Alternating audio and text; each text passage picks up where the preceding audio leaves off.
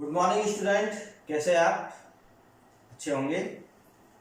आज मैं फिर आपके लिए लेसन नंबर फर्स्ट साइंस का पार्ट 3 लेकर आया हूँ। इससे पहले हमने क्या पढ़ा वो एक बार रिवाइज कर लेते हैं। इस लेसन में सबसे पहले अपन ने टॉपिक लिया था विटामिन के प्रकार और उसके मानव पर क्या क्या प्रभाव पड़ते हैं। विटामिन ए है, रतौंधी होता है, कम प्रकाश में दिखाई नहीं देता है मनुष्य को। विटामिन B1 है और इससे होने वाला रोग है बेरी रोग है। बेरी रोग और इससे हृदय धड़कन उपपची क्रिया कम हो जाती है। इसी प्रकार से हमने विटामिन B1, 2, 3 और C इसके भी रोग होता है, मसूड़े में खून आने लग जाते हैं। और विटामिन डी है, प्लेगरा रोग होता है और इससे क्या होता है, पैरों की हड्डियां मुड़ जाती है। इसमें क्वेश्चन बनता है, किसी भी प्रकार का विटामिन पूछ लेगा, इससे होने वाले रोग के नाम पूछ लेगा। क्लियर है? उम्मीद करता हूँ बहुत अच्छी तरह समझ में आ रहा होगा आपको। अब इसके बाद में हमने देखा था प्रोटीन से होने वाला रोग क्वासी एंड कोर रोग होता है और इसके लक्षण अपन ने देखे थे। उसका अपने रोगी का पेट फूल जाता है, भूख नहीं लगती है, स्वभाव चिड़चिड़ा हो जाता है, त्वचा पीली व शुष्क पड़ जाती है। ओके, फिर हमने इसके बाद में देखा था खनिज लवण, कैल्शियम के क्या प्रभाव होते हैं, फास्फोरस के क्या प्रभाव होते हैं, आयोडीन के क्या प्रभाव होते हैं, पोटेशियम के क्या प्रभाव होते हैं। और इसके बाद में हमने टॉपिक लिया था शुद्ध जल और दूषित जल या शुद्ध जल।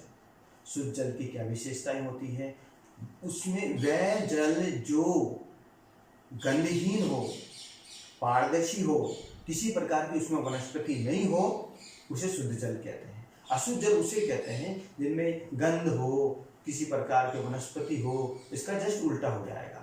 और जो दूषित जल से होने वाले रोग कौन कौन से होते हैं वो भी हमने देखा था। जैसे वायरस के द्वारा होने वाला रोग कौन सा था, वायरस के द्वारा पोलियो और हेपेटाइटिस था। जीवाणु के द्वारा होने वाला रोग कौन सा था, हैजा और टाइफाइड था। और अपने प्रोटोजोआ के द्वारा होने वाला रोग कौन सा था, प्रोटोजोआ के द्वारा होने वाला रोग आपके अमीबिया पैचिस था। फिर लास्ट है आपके कृमि के द्वारा रोग कौन सा होता है, बाला या नारू रोग, जो कि ड्रैकनकुलस मैंडिनेसिस के द्वारा होता है। यहाँ तक फ्रेंड्स अपन ने पढ़ लिया था।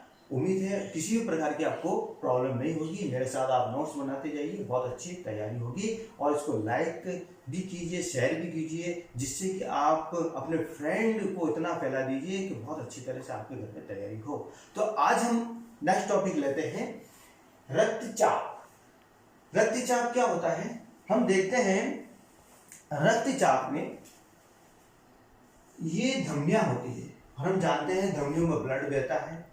दो प्रकार की धमनियां और शिराएं होती है, धमनियों में शुद्ध और अशुद्ध रक्त, शिराओं में बहता है। और डिटेल से हम जो नेक्स्ट चैप्टर आएगा उसमें पढ़ेंगे। अभी के लिए आप देखिए, जो धमनियों में रक्त बहता है, इन धमनियों जो रक्त होता है उसकी दीवारों पर जो लगने वाला दाग होता है उसी को हम क्या कहते हैं, रक्तचाप कहा जाता है।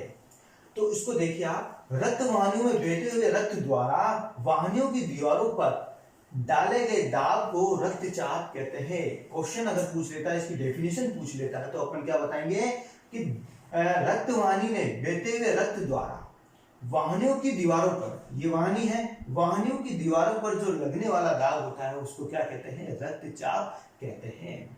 क्लियर है? दूसरा जो पॉइंट आता है वह आता है कि एक सामान्य व्यक्ति में जो रक्तचाप होता है वह 80 और 120 के मध्य होता है। 80 क्या है, उसका निम्न रक्तचाप है और 120 होता है उच्च रक्तचाप होता है, जिसे लो ब्लड प्रेशर और हाई ब्लड प्रेशर भी कहते हैं। इनके मध्य में है तो बिल्कुल मानव स्वस्थ है, इतना होना चाहिए।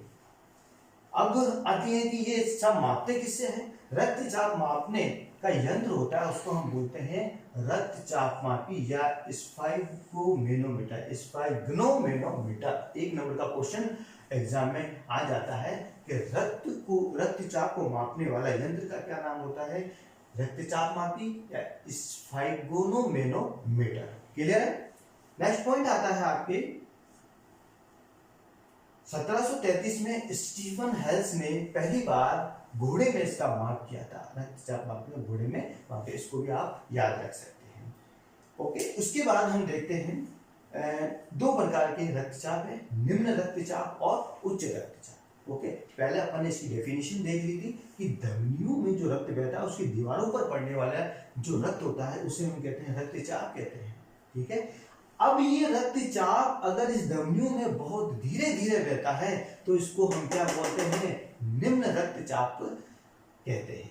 जब धमनियों में व नसों में रक्त का प्रवाह कम होता है इसे हम क्या कहते हैं, निम्न रक्तचाप कहते हैं। और ये हम जानते हैं हमारे अपने नसों के द्वारा विभिन्न अंगों में रक्त पहुंचता है। अगर ये रक्त बहुत धीरे धीरे पहुंचेगा तो मस्तिष्क क्या कार्य करेगा, हृदय क्या कार्य करेगा, दूसरे अपने अंग जो कार्य करेंगे नहीं करेंगे। इसलिए ये अंग पर रक्त नहीं पहुंच पाएगा और धीरे धीरे अंग क्या हो जाएंगे, क्षतिग्रस्त हो जाएंगे और वो नष्ट हो जाते हैं। तो आपको अगर 1 नंबर का क्वेश्चन पूछ लेता है कि निम्न रक्तचाप क्या होता है तो उसमें आप पूछेंगे जब धमनियों में व नसों में रक्त का प्रवाह कम होता है तो इसका क्या होगा, मस्तिष्क हृदय आदि अंगों तक ऑक्सीजन व पौष्टिक आहार नहीं पहुंच पाता है और इससे अंग सामान्य से कम काम करने लग जाते हैं और अंत में क्या हो जाएंगे, क्षतिग्रस्त हो जाते हैं। क्लियर है।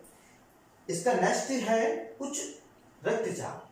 ठीक है, अब इसमें स्लो बह रहा था, अब इसमें क्या बहेगा, धमनियों में बहुत अधिक प्रवाह अधिक होने लग जाएगा और प्रवाह अधिक होने लग जाएगा, इसको हम बोलते हैं उच्च रक्तचाप कहते हैं।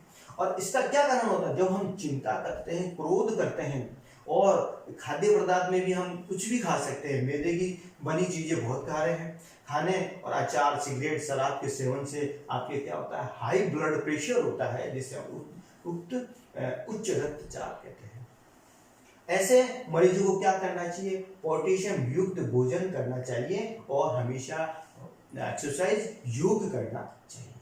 ओके, ये टॉपिक आपको मिल गया। इसमें क्वेश्चन आता है 1 नंबर का, ये रक्तचाप के बारे में पूछेगा और निम्न रक्तचाप और उच्च रक्तचाप के बारे में पूछ लेगा, इसका मापन क्या होता है ये पूछ लेगा।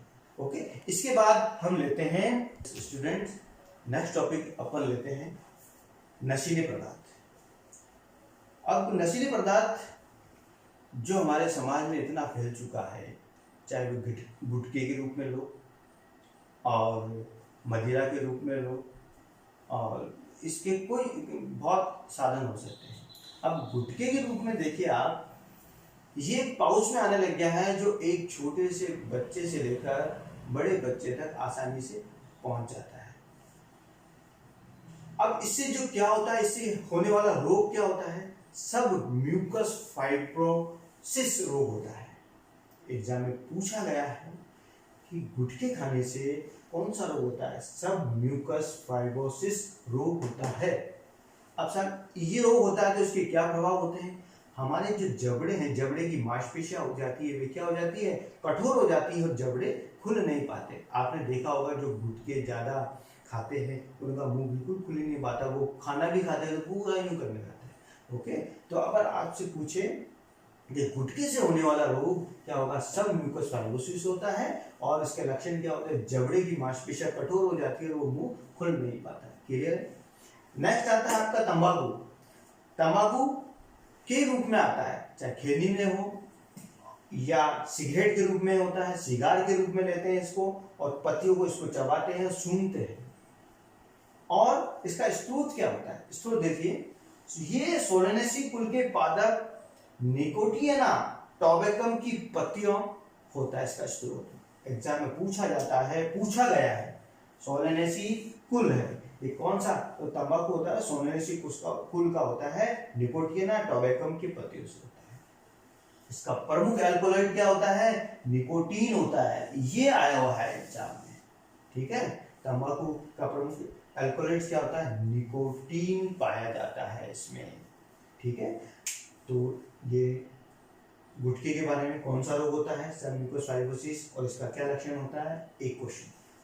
तंबाकू है, तंबाकू किस रूप में पाया जाता है और इस तंबाकू में कौन सा एल्कलॉइड्स पाया जाता है, तो क्या होगा, निकोटीन आएगा।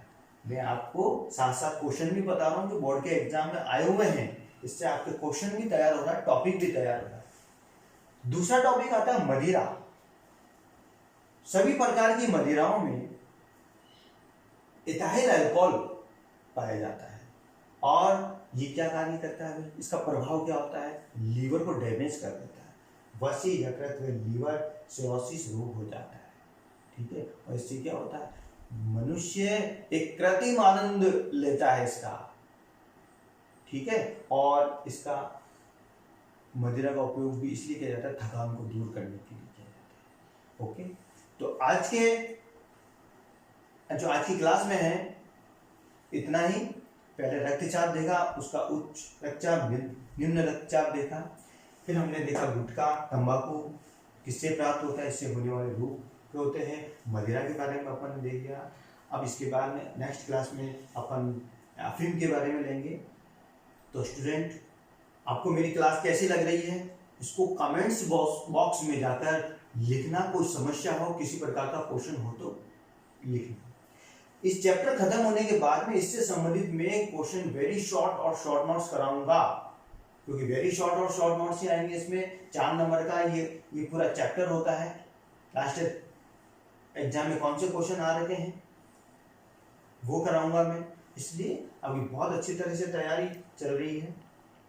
और उम्मीद है ये मेरा चैनल आपको बहुत अच्छा पसंद आ रहा होगा। इसको आप लाइक करें, शेयर करें, अपने दोस्तों को ज़्यादा से ज़्यादा इसको बताएं कि यशपाल सर की क्लास जो ये YouTube पे आ रही है, इसको घर बैठे देखिए, इसको बार बार देखिए और घर पे इसके नोट्स बनाइए आराम से। इतना बढ़िया तैयार होगा, आपको स्कूल खुलेगी तो इसके साथ में आप अपनी प्री तैयारी के साथ में जाएंगे। ओके, और इसको सब्सक्राइब भी कीजिए, अपने दोस्तों को ज़्यादा से ज़्यादा इसको फैलाइए, यही आपका सपोर्ट है। Thank you very much.